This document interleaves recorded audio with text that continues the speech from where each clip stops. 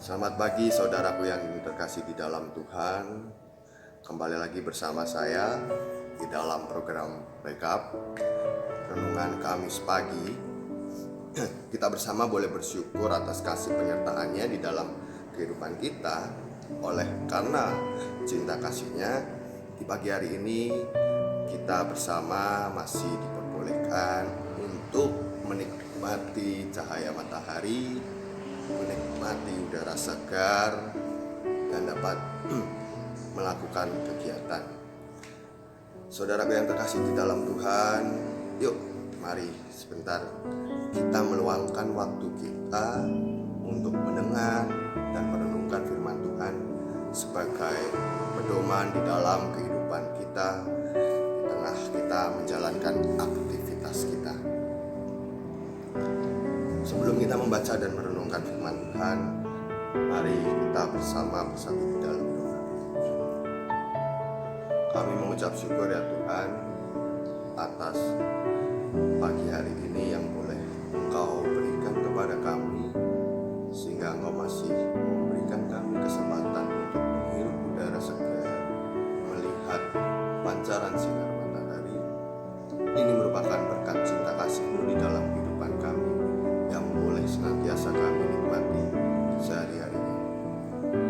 Tuhan, sebentar kami anak-anak-Mu akan meluangkan waktu untuk mendengar dan merenungkan firman-Mu. Kiranya boleh Engkau juga turut mengambil bagian di dalam kehidupan kami, sehingga apa yang boleh kami renungkan dan kami baca dari firman-Mu ini dapat kami lakukan dan kami terapkan di dalam kehidupan kami sehari-hari. Hanya di dalam nama Tuhan Kristus Yesus kami sudah berdoa dan mengucap syukur. Haleluya, amin. Saudaraku yang terkasih di dalam Tuhan, firman Tuhan pada pagi hari ini terambil dari Efesus 4 ayat 32. Efesus 4 ayat 32. Saya bacakan untuk kita semua.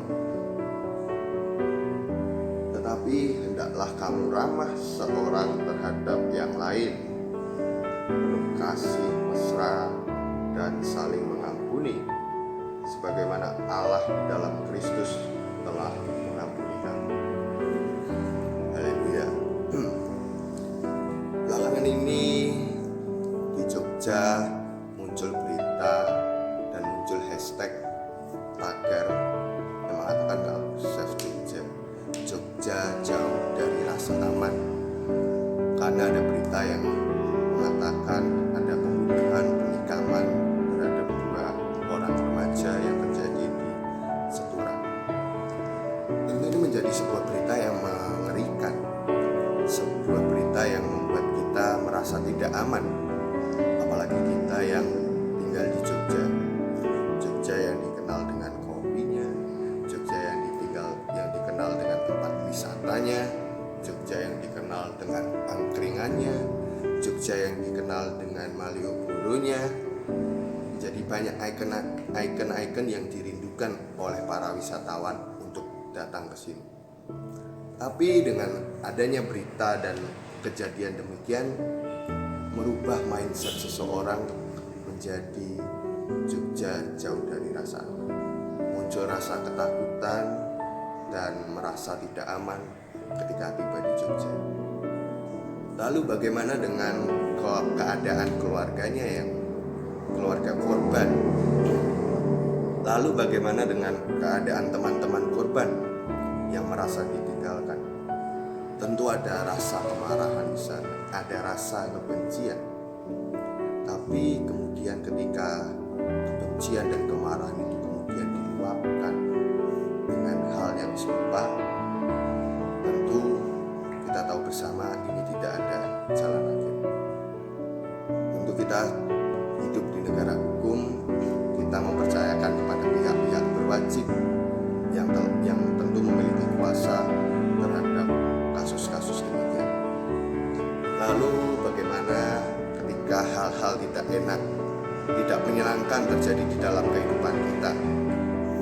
Contoh lainnya ketika kita berada di jalan, ada yang kita sudah secara hati-hati mengendarai kendaraan kita, tetapi kok masih ada aja orang yang tidak hati-hati lalu kemudian terjadi benturan. Dan kita sadari bersama kalau kejadian seperti itu dan udah ada saksi matanya, orang yang dinyatakan salah justru lebih galak menghadap korban yang ditabraknya. Dan ini akan memancing emosi kita.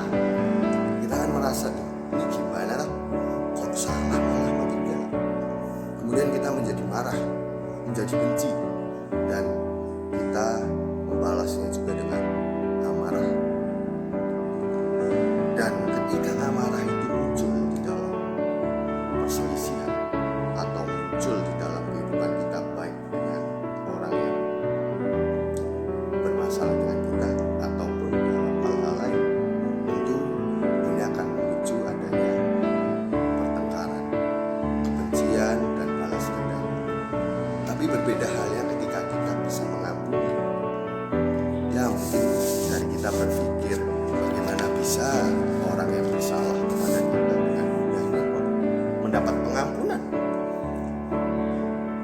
Dan kemudian kita berpikir kalau kita mengampuni, kita melepaskan hukuman dari orang yang bersalah kepada kita, lalu membiarkan dia melakukan hal tersebut di lain waktu.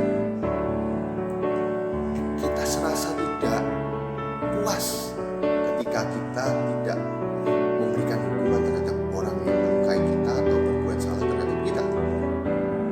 Dan hendaknya kita merasa kita perlu menjauhkan diri dari pengampunan, harus memberikan hukuman.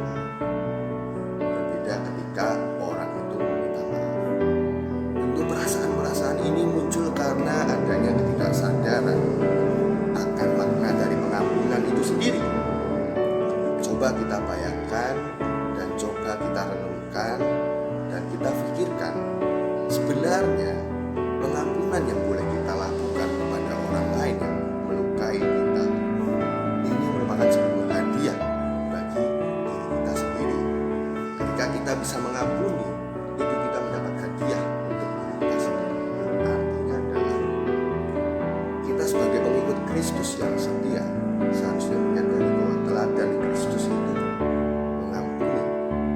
Mengampuni merupakan sebagai salah satu dari banyaknya teladan Kristus yang boleh diajarkan oleh Dia kepada kita para pengikutnya. Ya, sebagai hadiah, artinya adalah hadiah bagi kita karena kita bisa menjalankan dan melakukan apa yang boleh diajarkan oleh Kristus di dalam kehidupan kita.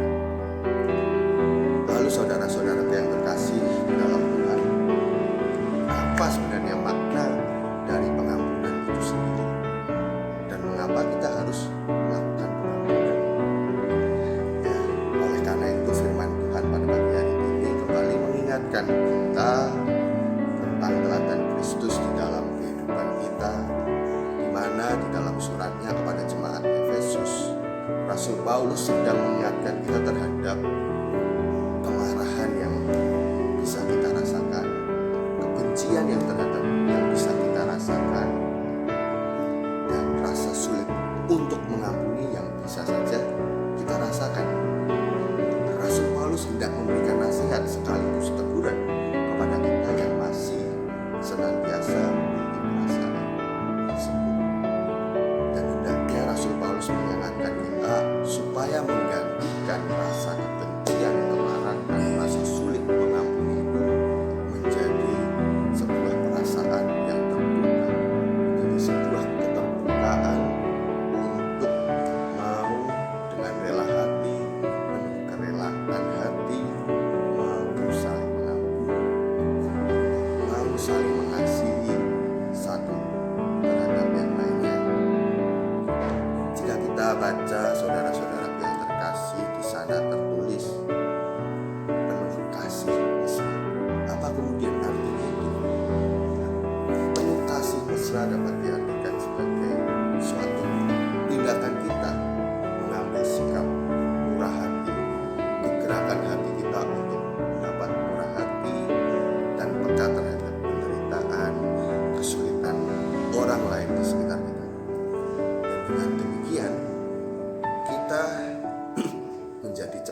tergerak oleh belas kasihan.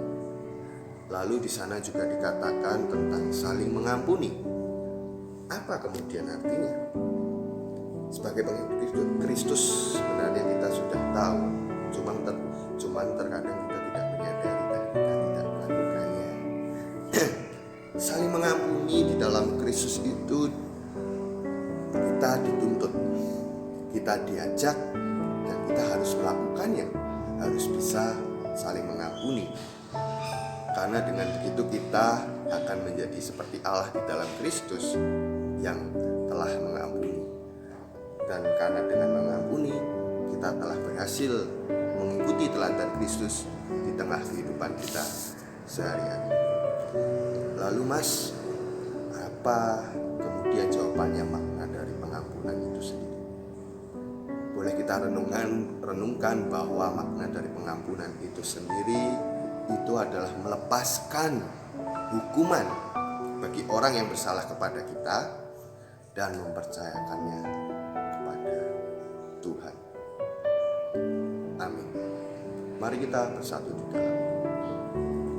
Terima kasih ya Tuhan atas sapaan firman-Mu di pagi hari ini yang boleh kami dengarkan dan boleh kami renungkan tentang hal mengampuni. Memang tidak mudah ya Tuhan di dalam kehidupan kami, anak-anak-Mu sebagai manusia biasa untuk mengampuni. Tapi kiranya dengan firman-Mu yang boleh kami renungkan setiap hari, kami kembali tersadar akan teladan-Mu di dalam kehidupan kami tentang hal mengampuni. Ajarkanlah kami Tuhan untuk selalu memiliki hati yang terbuka dan pikiran yang jernih ketika kita menghadapi orang-orang yang membuat kita merasa kesal. Biarkanlah kami senantiasa mau mengampuni mereka yang selalu berbuat jahat kepada kami. Ya, dan ajarkanlah kami dan sadarkanlah kami, biarkanlah kehadiran mereka yang melukai kami sebagai latihan rohani bagi kami dalam menjalani dan menerapkan teladan Kristus di dalam kehidupan kami. Inilah doa kami ya Tuhan. Jagalah kami selama kami melakukan aktivitas kami satu hari nanti. Biarlah apa yang boleh kami kerjakan sebagai bagian dari kemuliaan nama-Mu saja, hanya di dalam nama Kristus Tuhan. Haleluya. Amin. Sampai bertemu di renungan Kamis pagi lain waktu. Tuhan Yesus memberkati.